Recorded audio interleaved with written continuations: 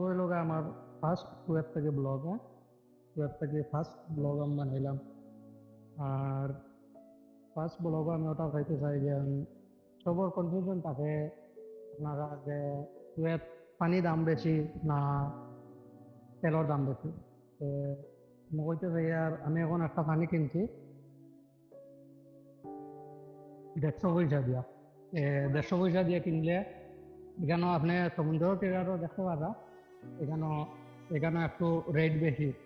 এমনি 100 পয়সা হইলে আপনি মার্কেটে পাইলে, কিন্তু পেট্রোল আপনি লোয়াত গেলে পেট্রোলও 100 পয়সা দিয়ে পাওয়া যায়।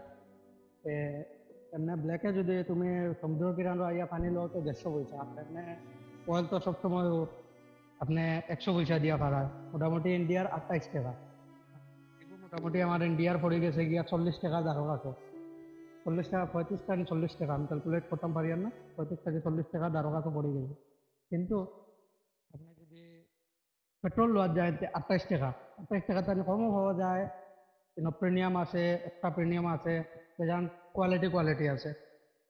মোটামুটি 75 পয়সা থেকে স্টার্টিং আছে। আপনি 10 টাকা দিয়া আপনি 12 লিটারও পেট্রোল পাওয়া যায়।